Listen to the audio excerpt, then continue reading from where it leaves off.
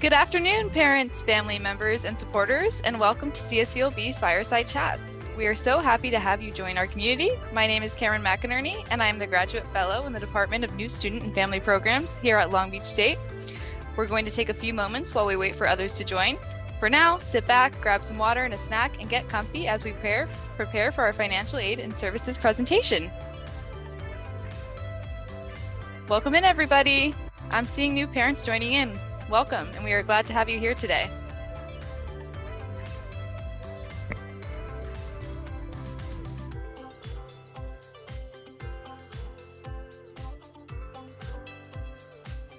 Welcome, welcome. Thank you for joining us today.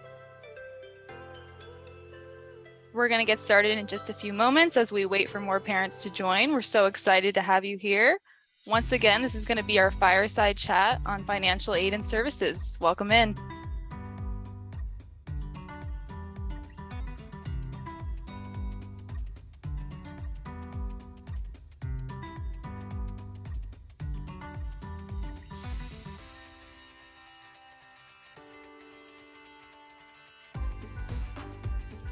Welcome in, everybody.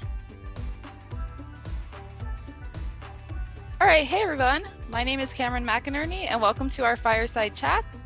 We're going to get started in today's topic now. Welcome in, welcome in. All right. All right, so today's topic is going to be financial aid and services. We'll be covering everything from payment plans and deadlines, financial aid, types of aid, tuition, and more with Robert Ryan and Ayandili Alvarez. So moving over to our Zoom foundations, all of our sessions are being recorded and will be placed in the Beach Family Portal within a week as we make it ADA accessible.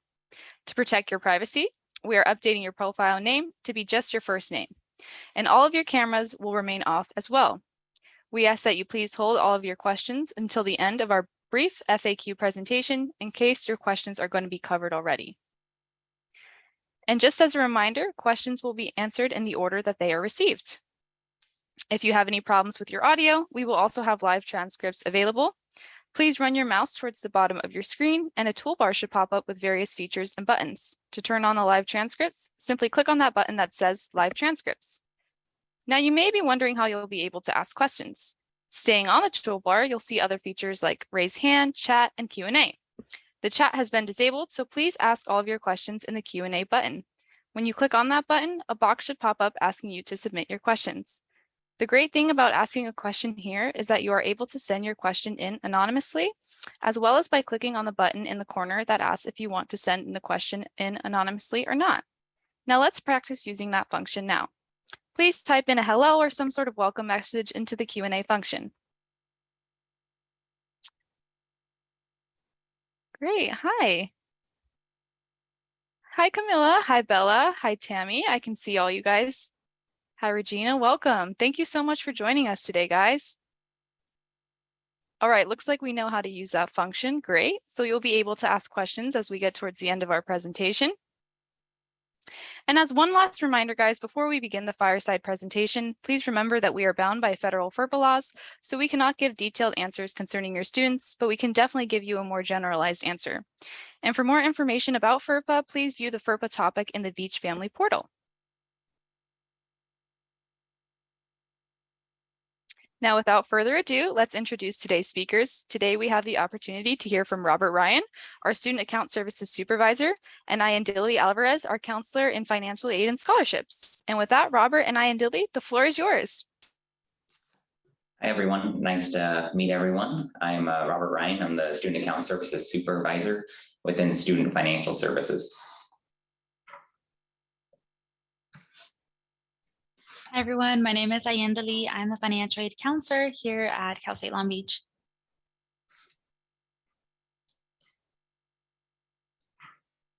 Okay, so for Student Financial Services, we're made up of 3 departments. So we're cashiering, Student Account Services, and disbursements. So what that really means is we're the ones taking payments and managing the tuition and fees on each student's account.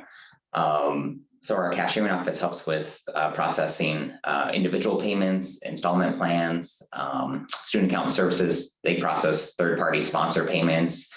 And then our disbursements team helps with actually dispersing the financial aid. And then we also have other functions such as our refunding function, and we prepare the 1098T documentation for tax season.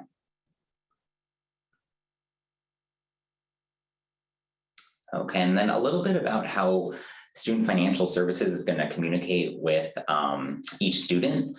I would recommend that the student really take responsibility on checking their student account on their like My CSULB single sign-on. They should always be kind of paying attention to their balances and just periodically checking in. As a courtesy, we will email the student to their Cal State Long Beach student email address. So no personal one, so no like Gmail or Yahoo or anything like that, but they will receive those communications to their official student account. We'll tell them about if there's any changes to their account activity. We'll send email as well as text reminders when we're coming up to major payment deadlines. We'll also let students know if they have been canceled. We will give them that email confirmation that, hey, you were canceled for non-payment. And we'll also send friendly reminders about signing up for things such as like e-refund or receiving your 1098T electronically, things of that nature. From a parent standpoint, due to those federal privacy laws, we're only going to communicate with the student. If you'd like to, reach out to us on behalf of your student, you'll need to make sure your student fills out, it's called FERPA, F-E-R-P-A. It's an authorization information release form that can allow you to, speak on their behalf so that we can kind of give you those details about their financial accounts.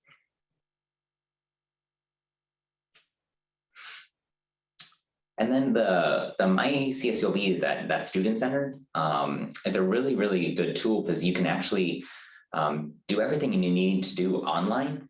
Of course, we are available in person, but it's really convenient that you can do all the same functions in person as well as online. So that you can view your charges and account activity.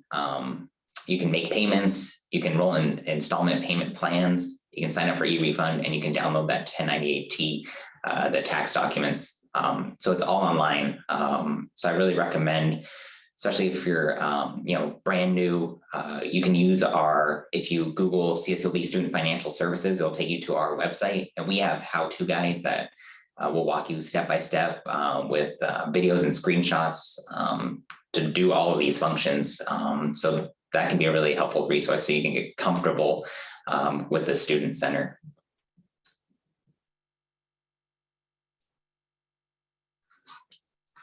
Hi, and now for the Financial Aid Office, some of our responsibilities include determining the financial aid eligibility for students, awarding financial aid at a federal, state, and institutional level, with grants, loans, athletic awards, scholarships, tuition waivers. We also coordinate all awarded aid to meet the federal, state, and institutional policies.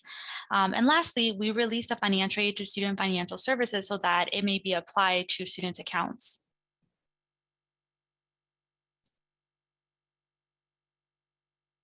So how financial aid communicates with your families, there are several methods. So for your students specifically, there are several methods, as you can see here. We send them reminders about completing their financial aid applications via email, letting them know. And if you haven't done so already, the deadline for the next academic school year will be March 2nd. So the FAFSA is open now for 2023, 2024. So you want to make sure if you haven't submitted it already, you get on that as soon as you can. We also send notifications about submitting any requested documentation. Sometimes we do ask for follow-up documents before we're able to package students with financial aid. We also have notifications of their financial aid awards viewable on their student center. So anytime there's a change, students will receive an email. There's also a notification on their My CSULB account. We send emails about completing the student loan documentation. So for example, for student loans, you have to agree to the terms and conditions by completing what's called a master promissory note and a loan entrance counseling, which can be found on www.studentaid.gov. So we send those reminders. There's also text messages, notifications, sent regarding the deadline and any other outstanding items. So for the parent, as you can see, a great brunt of the responsibility lies on the student. For parents, we send emails about completing any parent loan documentation.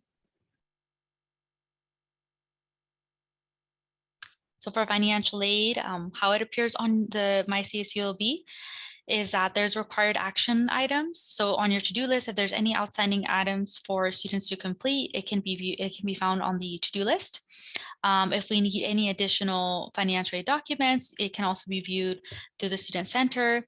And if you're being asked to submit additional documents, you select the option that states request financial aid forms. And you'll be able to view the documents that we need from you. You can also view and accept your financial aid awards through your student center. Any disbursements, any information regarding the disbursements and holds can also be made available on your student center. And you can also see the satisfactory academic progress status.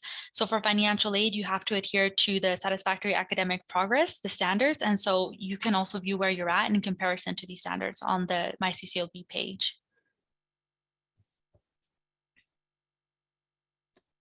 All righty. Okay, this is just an example of our tuition and fees. The important part to kind of take note from this chart, you don't need to memorize it, it's all posted on our website, but students are charged as part-time or full-time, and that just depends on how many units they're taking. So 0 to 6 units, they're going to be considered a part-time student, and we'll pay the part-time tuition and then the mandatory fees.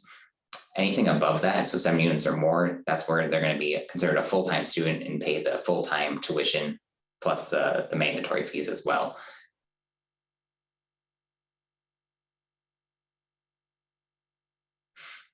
And then if the student is a non-resident of California, so their tuition will be either part-time or full-time based on how many units they're in. But there also will be an additional $396 charge per unit if you're a non-resident of California. So that's something to keep in mind as well. But all students will either fall into the part-time or full-time bucket.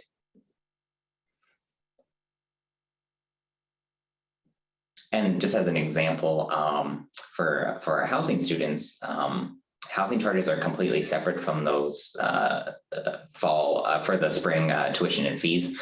So in this kind of example, hey, if the student's a full-time, enrolled full-time, they're going to be paying that $3,400. But then you also have to factor in that there's going to be the housing cost as well, so around $6,300 as an estimate. So a total of like $9,700 for the spring semester only.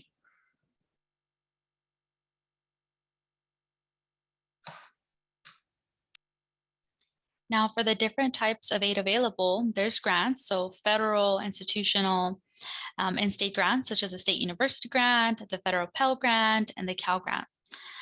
We also have scholarships offered, both internal and external, which can be located on Beach Scholarships through your student portal. There's also federal work study, which is essentially a form of financial aid where you gain employment, you apply to employment, and so the employer then utilizes these funds granted to you to then pay you throughout the academic year. There's third-party payments that are administered by Student Financial Services, such as the CalVet fee waiver, the tuition savings plan, and the employee benefits. There's also federal student loans, which are borrowed from the Department of Education. It's important to note that federal student loans are a form of financial aid funding as well. There's federal parent loans that are borrowed from the Department of Education, which you can apply for on www.studentaid.gov. Then there's private loans. So those are borrowed from a bank or a third-party institution. And so you would go through them and then they would communicate the application to our department for certification. So how does your students' enrollment affect financial aid and costs? So financial aid is awarded based on an assumption on full-time enrollment. So what that means is that financial aid that you see on your student center, the amount assumes that you're going to be enrolled in full-time. So what that means is that if you decide to enroll in less than full-time, your financial aid will adjust accordingly, meaning you're going to receive a reduced amount. So enrolling in at least 12 units each semester is a good start to a 4-year degree completion. And many aid programs, including the Pell Grant, are awarded based on enrollment. So what I mentioned earlier, where financial aid adjusts according to the number of units enrolled. So here we have an example where a student is enrolled in 12 units. On the left. So a student is enrolled in 12 units, and so their tuition fees are $2,871, and their campus fees are $571, which total to $3,442. So in this case, a student who would be enrolled in full-time would receive the full amount of this funding. So for the state university grant, they would receive the $2,871 that was offered to them. And for the federal Pell Grant, they would receive the $3,448 that was offered to them, totaling $6,319. And so when you deduct the cost of tuition and mandatory fees, which is $3,442 minus deducted from the $6,319, you're left with a refund of $2,877. So that's one example. And then here's another example of a student that's enrolled in 7 units. So in this case, the tuition and mandatory fees are the same. So the cost is $3,442. The state university grant is released in the full because this one, so the state university grant adjusts to the tuition costs. So there's 2 tuition costs, 6 units and below, 7 units and above. So consequently, a student who's enrolled in 7 units and 12 units are going to be charged the same in tuition. So as a result, the state university grant will be released. But if you notice here for the federal Pell Grant, this award is adjusted according to each unit. So for the federal Pell Grant, instead of receiving the $3,448 that student in the first example received, the student is going to receive $1,724. So then they're left with a total of $4,595 in total aid that they have. So $4,595, and you deduct the tuition fees and the mandatory fees of $3,442, you're left with a balance or a refund of $1,153. So as you can see in this example, for the student, if they're enrolled in less than full time, they will receive a reduced amount of financial aid. So how does your student's enrollment affect financial aid and costs? So here we have another example of a student who's enrolled in 5 units. We've already covered what happens when a student is enrolled in full-time, they receive a full amount of aid. In the second box, the example where a student is enrolled in 5 units. So for financial aid, something that's important to know is that for most forms of funding, you're required to be enrolled in at least 6 units. So why this 5 unit is a great example is because when you're enrolled in less than 5 units, most of your aid will not disperse. So for example, here, if we notice the state university grant, a student receives 0. And for the federal Pell Grant, they will receive $862 because the federal Pell Grant is the only award that may be awarded to a student if they're enrolled in less than 5 units. Not for everybody, but for the most part, it may disperse. But for other forms of financial aid, such as the state university grant, the Cal Grant, the loans, you have to be enrolled in at least 6 units as an undergraduate student. So in this case, for a student in the second example, they're going to owe a balance instead of receiving a refund.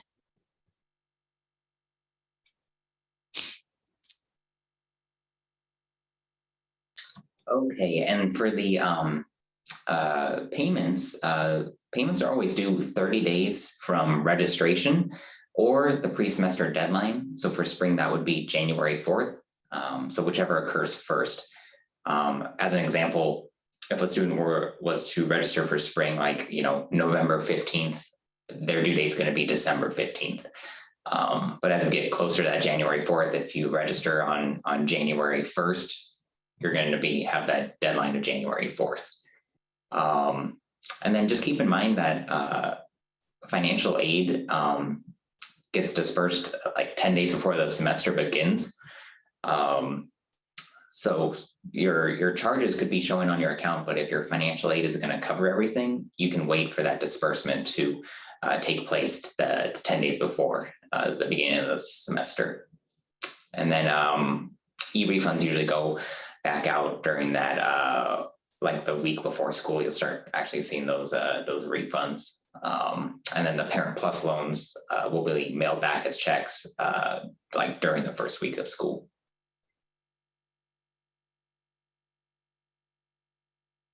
And then this chart just kind of shows an idea of how financial aid is going to pay. It first is going to apply towards tuition charges and payment plans. And then if there's still remaining financial aid, it's going to pay down any housing charges that might be on the account. And then if there's still leftover financial aid money, that will be refunded back to the students.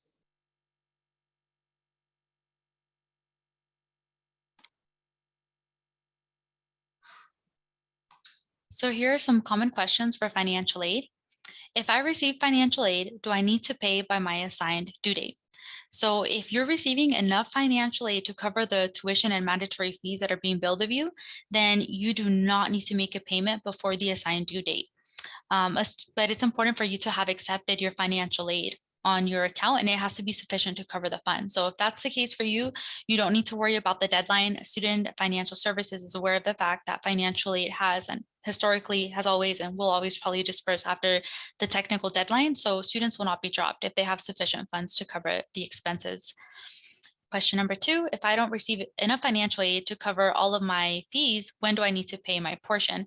So students should pay their portion of the fees by the assigned due date on my CCLB account. So what that means is if your financial aid is sufficient to cover a good chunk, but not all of the entire cost, then you're responsible for paying the remainder of the cost that's not covered by your financial aid by the deadline.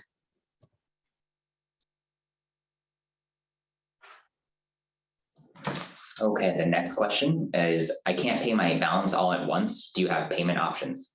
Yes, so we do have those installment plans. They're located on the My CSULB Student Center. You'll just click on enroll in a payment plan, and then it'll be broken up into either 4, 3, or 2 installments. The earlier you sign up, the more installments will be available. And then there's no editing of those due dates. As soon as you click on enroll in a payment plan, it's going to show you a preview of your due dates and what you would owe on those dates. So that can't be changed, but you'll see before you actually officially enroll, you'll see the whole, preview. And then how do I get my aid to pay my fees? So we do that for you. Financial aid disperses directly to the student's account first, which pays, again, tuition and fees, and then housing. And then Student Financial Services will refund the students any excess amounts. It is a good idea to sign up for e-refund as soon as possible. Again, that's on your My CSULB Student Center. You'll be able to put in your routing and account number that you want your funds to go directly towards.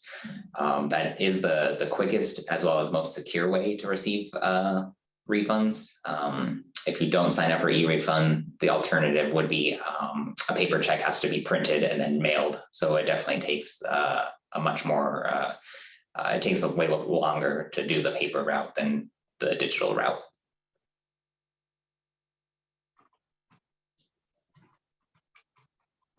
And then just reviewing some payment options. So online, you're able to, again, use the My CSULB Student Center to pay with like an e-check. So that's your routing and account number from your bank account.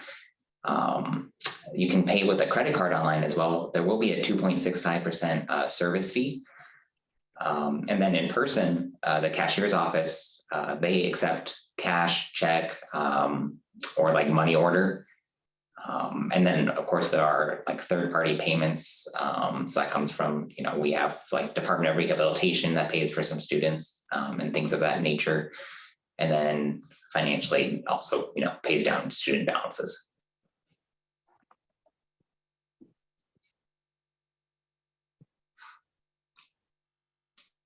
Some common questions for financial aid. What if my circumstances have changed since submitting our financial aid application? So we want to make sure that your family's financial aid eligibility matches up with your ability to contribute to your child's education or your student's education. If your financial aid situation or your finances has changed, then you can submit an income appeal to our office via the forms website for review. And you can also contact our office to talk over your family scenario. So we may then review. And question number 2, what if we didn't qualify for a grant? In that case, you should contact our office so that a financial aid staff member can review your application with you, and we can also review your options for aid, including loans, scholarships, and appealing for your family's financial aid eligibility according to a change in circumstance.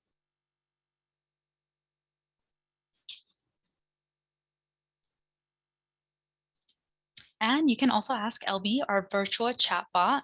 You can get immediate answers 24/7. He's very hardworking. LB speaks 4 languages: English, Spanish, Chinese, and Vietnamese. Very talented. You can also save your answers for later. And some ideas to get started, you can ask LB, what does pending financial aid mean, or how do I accept my financial aid? Very helpful resource.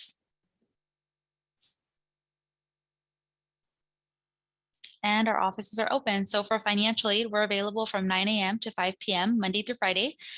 You can give us a call via our phone number. Make sure to select option 4. You can also join the queue. Going to our in-person general support available through our intake windows on the first floor. You can also submit a virtual service ticket for general financial aid questions, and you can also schedule a virtual or in-person appointment with a financial aid counselor. And you can join the queue via Beach Connect. There's drop-in options available. You can also schedule an appointment ahead of time. It's a very helpful resource available to answer your questions. And then for student financial services, we're available in person at Brotman Hall, 8 to 5 p.m. Monday through Friday. You can also give us a call. We share the same number. We're just option number 3. And then our cashiering office, also located in Brotman Hall on the first floor. They're open Monday through Friday from 8:30 to noon, and then 1 to 5 p.m. So if you do need to make a payment in person, or you'd like to just ask a question in person, we're there to help. And then our website, Student Financial Services website, has really great resources. We have our how-to guides that I mentioned earlier. We have a frequently asked questions section, which I mean, honestly, can answer just about any question you may have. So that if we're not available, I mean, that's great. Hey, if it's the weekend and you just want to try to find a quick answer, just Google our, CSULB Student Financial Services, and it'll take you to our webpage. And especially as you're new to the beach, it can be really overwhelming, I think, all the information. So, make it easier on yourself and just take a look at our website and get a little bit familiar with some of the common questions everyone else has too.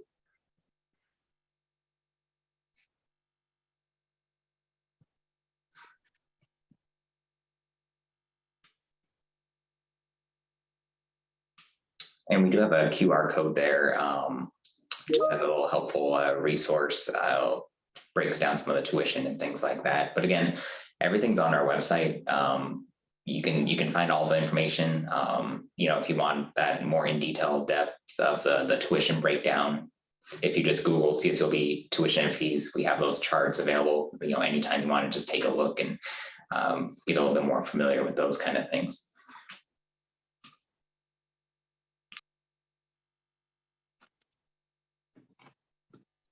Thank you so much, Robert and Ayandili. That was super informative.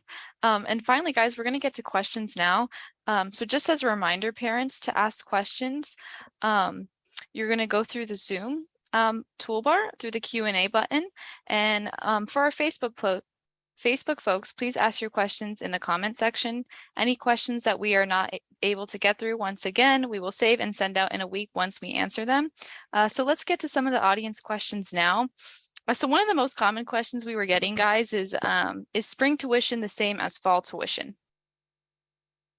So we do base our tuition fees by academic year, so that's fall and spring.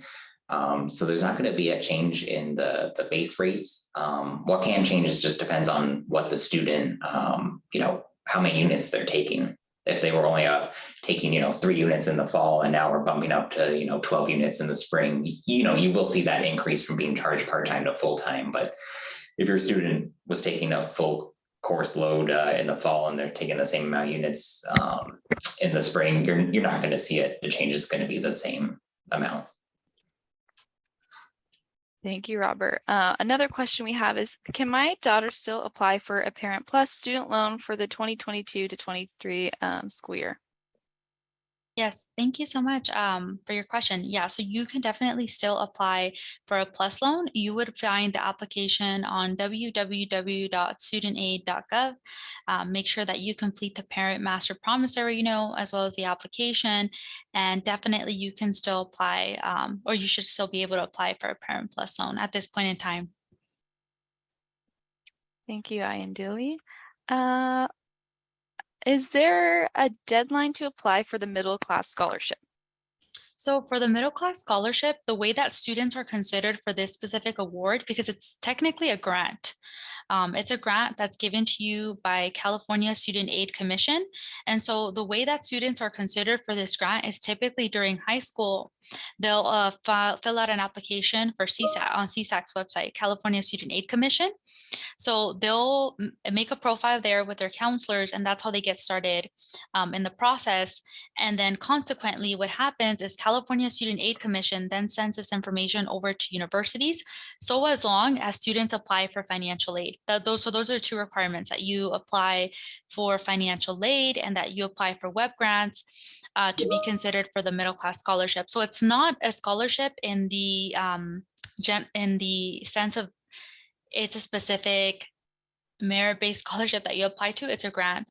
So to answer your question, there is a technical deadline for having applied or making the web grants application. You just want to make sure that you go onto the website, because it's something that typically students apply for before, like when they're in high school. So make sure you applied. If you haven't, you want to reach out to California Student Aid Commission, and they'll be able to provide more guidance. Thank you. And kind of like a similar question, when will the middle class scholarships be dispersed to the student? So for the middle class scholarship, right now we're working on the roster. California Student Aid Commission has made changes to the award eligibility for this specific award. They're great changes. They're expanding this, but as a result, it's going to take us a little bit longer for us to go ahead and finalize and award the students. And it's not just our institution. I think all of the CSUs were on the same boat, where we're trying to figure out the packaging and awarding. So I would say that it's safe to assume that by the end of this semester, we should have all eligible applicants and recipients of this award packaged. So I would say around by the end of this semester. Thank you. And then this is a question I think I can answer. Does my student need to fill out the FAFSA every year? Yes. Yes, make sure that you apply before March 2nd of every year. If you want to be considered for financial aid every year, definitely you want to apply for FAFSA every year, and you want to make sure you apply before March 2nd. That's a priority deadline. You apply after March 2nd, there's certain awards that you might not even be considered for anymore. Thank you. All right, another question about FAFSA. When applying for the FAFSA, can you select from the options between grants and student loans based on preference? He doesn't want loan. My student doesn't want loans, but I told him he may qualify for other items that aren't loans. So when you submit the FAFSA, you don't pick and choose what you're eligible for. What happens is you submit the FAFSA application, then the information and data gets sent over to universities, and then we're able to package students according to eligibility. Once you're packaged on your student center, you are able to choose between, if you're being offered both loans and the grants, you do not have to accept the loans if you do not wish to do so. So once you've been awarded, at that point, you can decide what you wish to accept. But while you're applying for the application, it's not an option that they provide to you, if that makes sense. Thank you.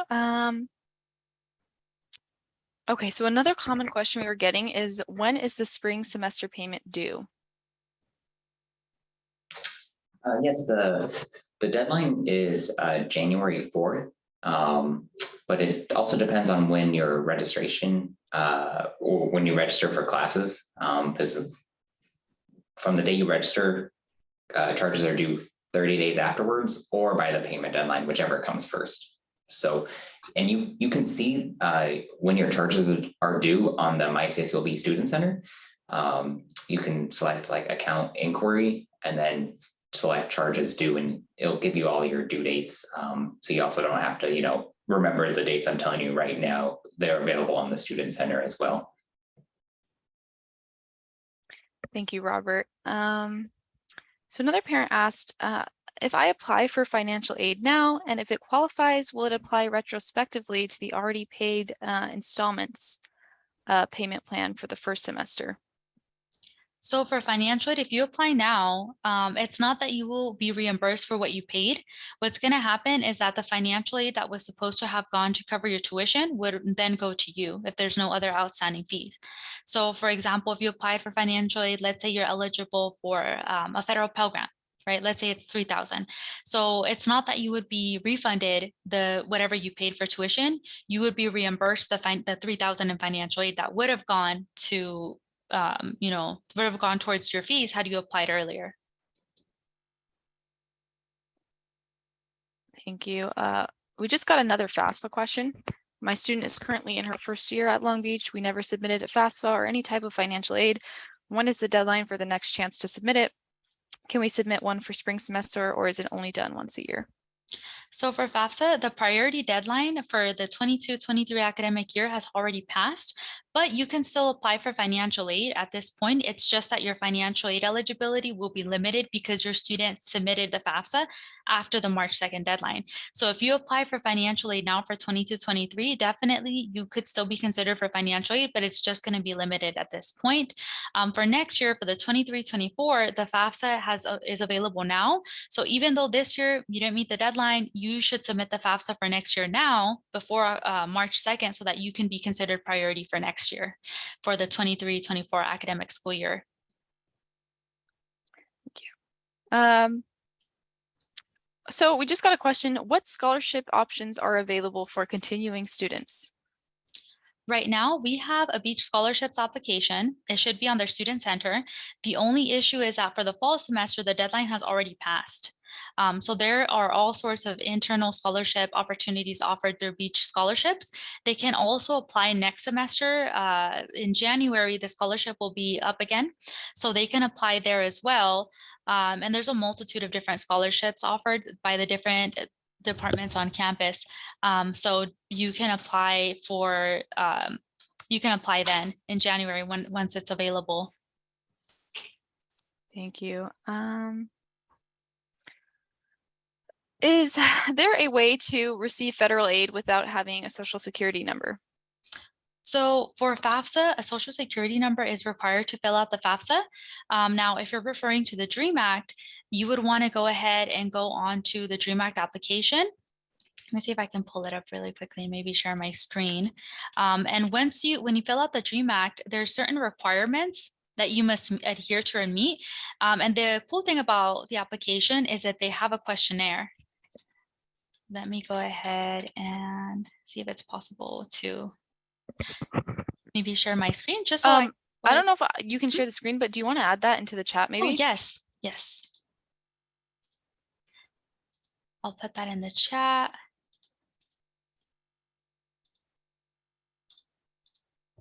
So you want to go to dream.csac.ca.gov. I have placed it in the chat. And they have a questionnaire to help you assess whether or not this is an application that you're eligible for. It's typically for individuals who do not have a social security number, but adhere to other requirements. So you want to make sure you meet the other requirements as well. There are certain individuals that won't be eligible for either or. So for example, if you're an international student, unfortunately, international students are not eligible for financial aid.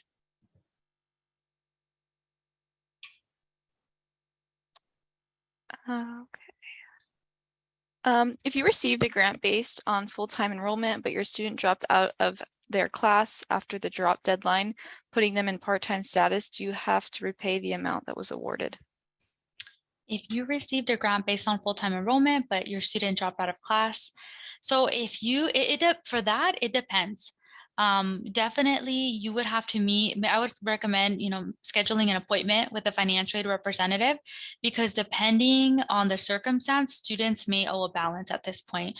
Why? Because you were given financial aid according to a certain form of enrollment. And so when you decide to drop from the enrollment, students may be billed at a certain point, and it just depends on the circumstance. So for that specific question, if you could please schedule an appointment with a financial aid representative or give us a call, and we're happy to assist you with that. Thank you. Is it still taking 12 weeks to process the financial aid appeal? If you're referring to the income appeals right now, due to the volume that we're experiencing with the income appeals, we are experiencing extended timeframes for review. So it can take longer than 12 weeks at this point because of the volume that we're experiencing. There's a lot of folks whose circumstances have changed due to the pandemic at hand. So for that reason, we're seeing a volume that's higher than usual, and it's taking a longer time. If you have any other questions regarding your specific appeal specifically, you can definitely give us a call or schedule an appointment, and we're happy to assist you.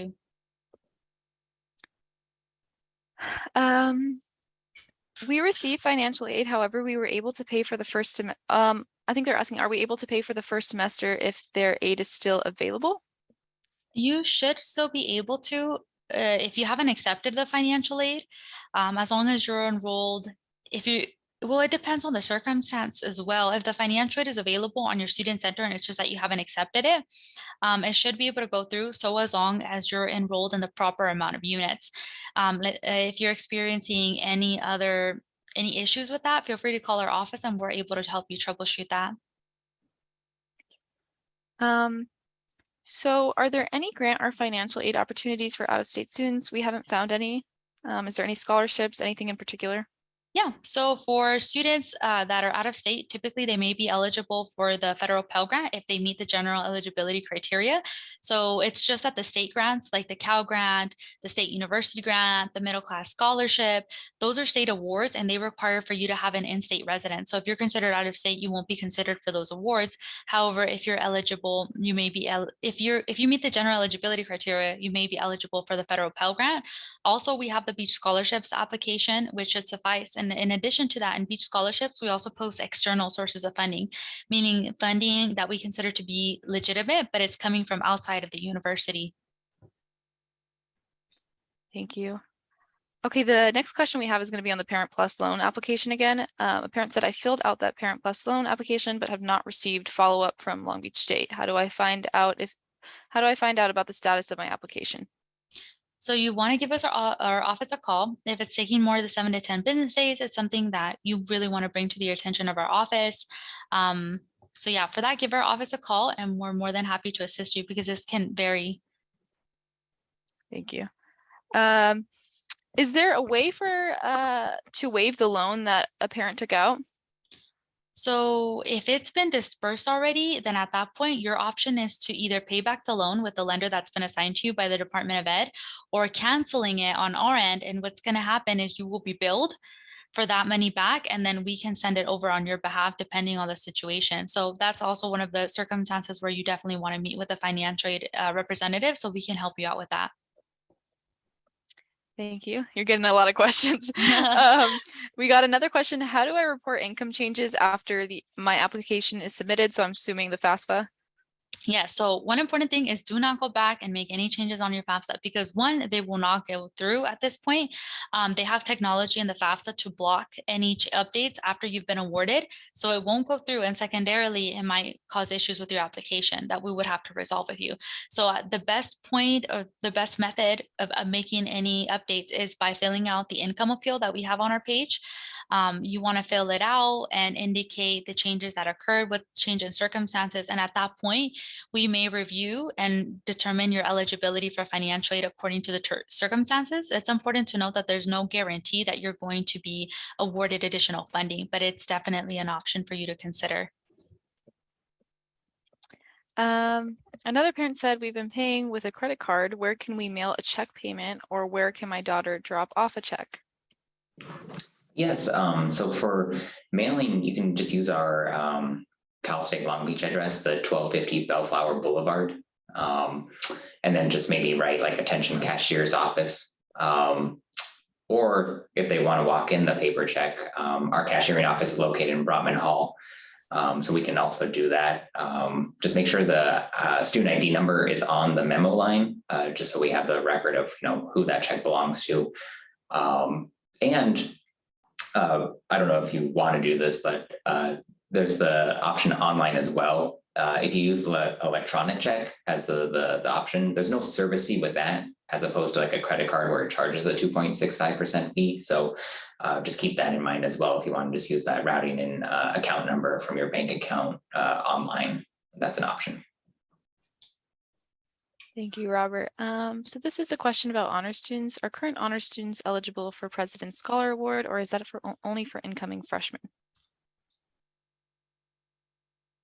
So for this specific award, it's best to contact the President's Scholarships Office for further guidance, since they are responsible for administering their award. I'll place their site in the chat so that you can go ahead and reach out to their department regarding this specific inquiry. Thank you, Ayandili. This is kind of another scholarship question. How does my daughter apply for scholarships since she's not eligible for financial aid? Right, so right now, like I mentioned, the Beach Scholarships application for internal opportunities has come to a close. The deadline was in September. The Beach Scholarships will be available again during January, the month of January. So she can apply for scholarships there. Additionally, on the Beach Scholarships application, we also have a specific section for external scholarships, meaning scholarships that are not affiliated with the university, but they've been determined to be legitimate sources of funding. So she can apply to those right now. I can provide the external link in the chat for those opportunities. And those are only some.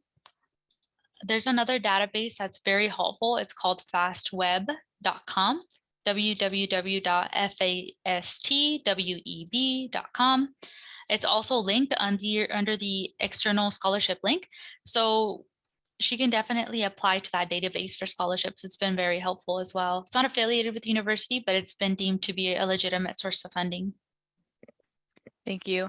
And kind of a similar question for outside funding. How do you apply for a government loan? By applying for the FAFSA application, something that a lot of folks often don't consider is that loans are a form of financial aid. Granted, they're not everybody's favorite form of financial aid, including myself, but it is a form of aid. So you definitely want to apply for the FAFSA as soon as you can to be considered for any federal loans. Thank you. So if as a parent, I'm not able to contribute to my student's college fees, what should my student do?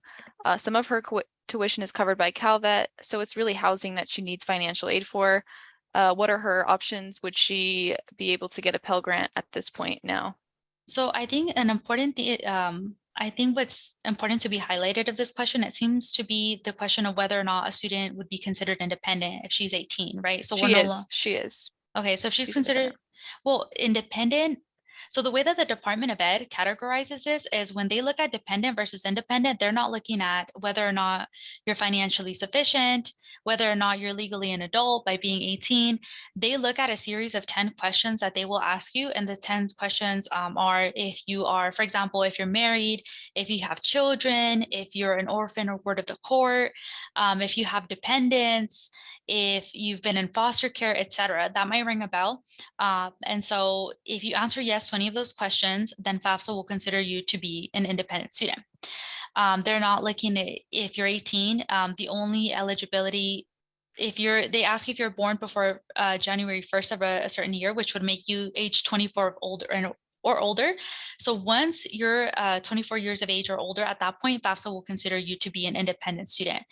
In the meantime, you're not considered to be independent, even if you're financially sufficient. So what that means is that we would still need your parents' information, and consequently, specific to this question, if they're not eligible for the federal Pell Grant, now they're still not eligible. It really doesn't make a difference. Now, if you've had a change in circumstance, as I've mentioned previously, you can submit an income appeal, but this change in circumstance cannot be that your parents do not financially support you. It has to be something else. Like, for example, if somebody lost their job, they experienced a layoff, a reduction in hours, etc., things of that nature.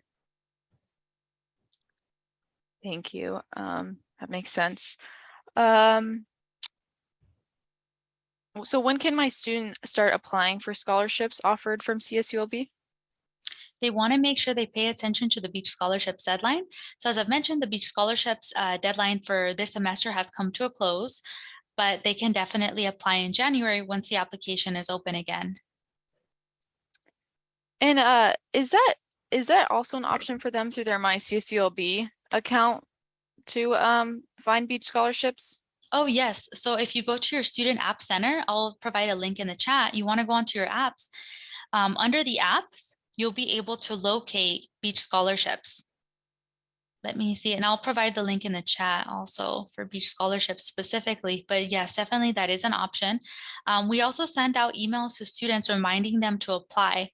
So as the deadline is approaching, we do send reminders out to students. And we also, I think this year, we've successfully sent text reminder. So make sure you're on that whenever you can. Definitely not a deadline you want to miss, because I would hate to see students miss out on opportunities like that. So make sure you just keep tabs on that. And I think you might have answered this, but can international students apply for scholarships? If you're an international student and you do not have a social security that's non-work related, you're not eligible for financial aid, or that's work related only, right?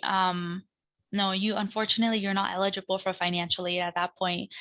So your options would be looking at potentially private forms of like private funding, like private loans and such, or third parties, or scholarships. Thank you. If I applied for an installment plan, are the due dates of November and December spring financial aid, or was fall financial aid meant to pay that? So if you're in an installment plan, it could be for one of two reasons. Either your financial aid awards weren't enough to pay for the entire cost, or you didn't accept your financial aid. Maybe you were only offered loans at that point. So you definitely want to give us a call for financial aid to see if you were offered aid.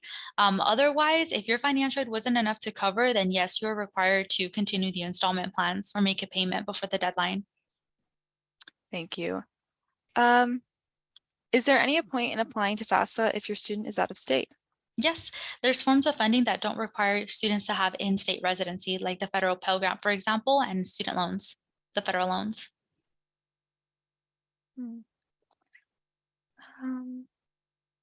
Will the financial appeal outcome apply to past full payments? So for financial aid, let's say if you're approved for an appeal and you are eligible for additional funding, then what's going to happen is that you will be reimbursed that money. So whatever money may have gone to a tuition amount due or mandatory fees, etc., that would then go to you. So it's not that you're going to be reimbursed the full amount, you're reimbursed whatever portion of financial aid you're now eligible for. Thank you. And I'm going to post the links to the scholarship websites and the websites you were talking about into the chat for everyone. So there we go. Thank you, Cameron. Yes, yes. Let's see. So how do you know when your student needs to register?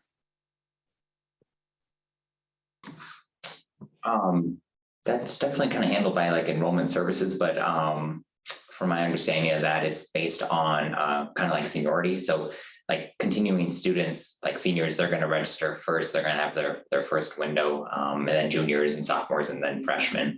I believe students are told their registration window. But if you had many more follow-up questions in detail, definitely our enrollment services partners could help you out with that. Enrollment period begins November 2nd.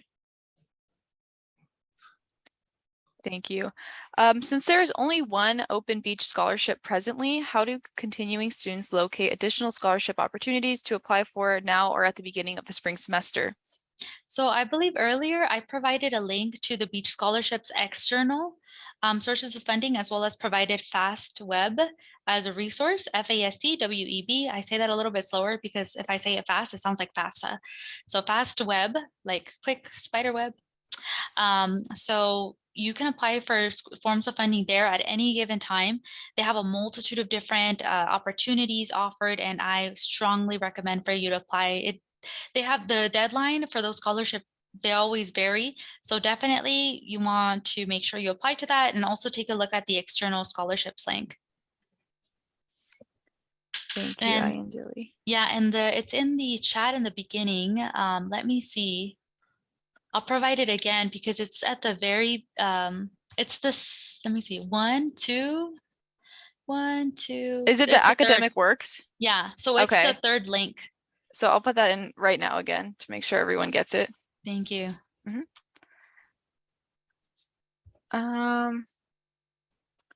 All right, so another parent asked, okay, folks, we have 5 more minutes for questions. And once again, if we don't get to all of your guys' questions today, we will answer them in the Beach Parent Family Portal.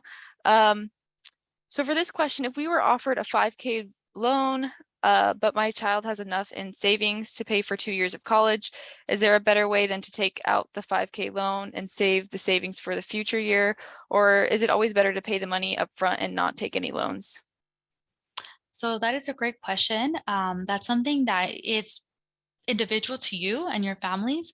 I can't say whether or not that would be the best course of action. That's more so something that you want to discuss as a family. Take a look at the interest rates. You can also gain a further understanding of the loans by going on to www.studentaid.gov to keep yourself up to date on the loan information and know about the interest rate, et cetera, and then come together as a family to formulate an answer for this. Thank you. What is the form called to update and report a change of income? It's a 2022-2023 income appeal form found on the forms website. Okay. And a parent was asking, does a divorce count as a change in financial circumstance? If this occurred after the FAFSA was submitted, then yes, that would be a change in circumstance. If this occurred before the FAFSA was submitted, like you divorced before, you definitely want to give our office a call so we can help you out updating that information. Thank you. And then a parent was asking for the beach scholarships, that link we put in, is that where they'll post scholarships in January? Yes. And yeah, so I believe we also placed it in the chat. So whenever you get a moment, look, it's in the chat, but the link for the beach scholarships that we'll post in January is there in the chat. And it's that Academic Works link? Yes, it's the Academic Works. So that was the last link that was just posted into the chat. Is the January deadline for CSULB scholarships applied for the spring semester? Is the January deadline for CSU apply? Oh, I see. So it's January. For those awards, if you're determined to be eligible, in general, the way that the beach scholarships work is that if you're determined to be an applicant recipient this semester, you get awarded the next semester. So if you're determined to be a recipient in spring, you're not going to be awarded until the following semester, which would be fall 2023 term. Thank you. Okay, so it looks like some parents are struggling to see the links that we posted. And if you weren't able to see them, I'll repost them in the Beach Family Portal, as well as I can try to send them out in an email just to make sure that everybody gets them. But for the most part, if you Google CSULB scholarships, you'll find the website. Correct, guys? If you Google CSULB Beach Scholarships, it's the first search engine. It's the first option that pops up on the search engine. So just search CSULB Beach Scholarships. Another thing you can do is whenever you get a moment, maybe you can sit down with your student and have them look at their portal, and it's an option as well in the app. It'll show up as Beach Scholarships. Thank you. Thank you. Yeah, and once again, I'll add those links to the Beach Family Portal just so everybody can get them in case they weren't able to see them today. But we do have to wrap up our presentation for today. Robert and Dilly, thank you so much. This was super informative. Financial aid is a super important topic, and this was super helpful. And as we end our presentation today, I just want to shout out the Beach Family Portal. That's what I've been bringing up. It's a really great idea to join the portal. You can have online orientation programs, tours, and find out about ongoing events. We also send out personalized newsletters, campus news, announcements, and deadlines, and you can connect with other CSULB families. And then stay connected with us. If you have more questions specifically for financial aid and services, their information is here. You can visit them at Brotman Hall on the first floor, and you can also contact them at 562-985-5471. So if you want to take a picture of this PowerPoint screen here, I would definitely recommend it. And then also, if you have any questions that aren't related to financial aid, you can contact the PFO office. That's where we work. You can email parent and family programs at csulb.edu, or you can call us at 562-985-5515.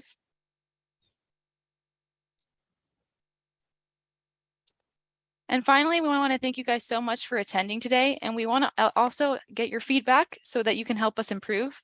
Please fill out this evaluation here. I will put this in the chat. Hopefully you guys can see it, but it's just to give us some feedback on how you're liking these presentations and what we can improve on. I will add that link now. And do you guys have any last closing things you'd like to share? Yeah, just again, just a reminder that, we know we're throwing a lot of information at you. So you don't have to memorize everything. Just definitely utilize our student financial services website. Take a look at those frequently asked questions just to get a little bit more comfortable and have a peace of mind as you get more and more used to kind of how things work here at the beach.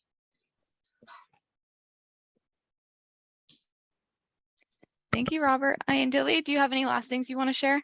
Oh, yes. Thank you so much for joining me today. I know, especially with financial aid, it's a lot that I just threw at you. So if this all doesn't make sense at once, don't worry about it. That's why we're here to help you out, because, there's a reason why these jobs exist, because they're very hard. They're very hard questions. I remember when I was a student, this stuff was so intimidating and scary. But unlike the spooky season that we're in, hopefully coming to our office isn't as much of a spooky experience, because we're here to help y'all out. So if you have any further questions, anything else that might seem a little bit weird or intimidating or scary, let us know, and we're happy to help you out with that. Thank you so much. Thank you guys, and thank you guys for attending. And hopefully we'll see you at the next webinar.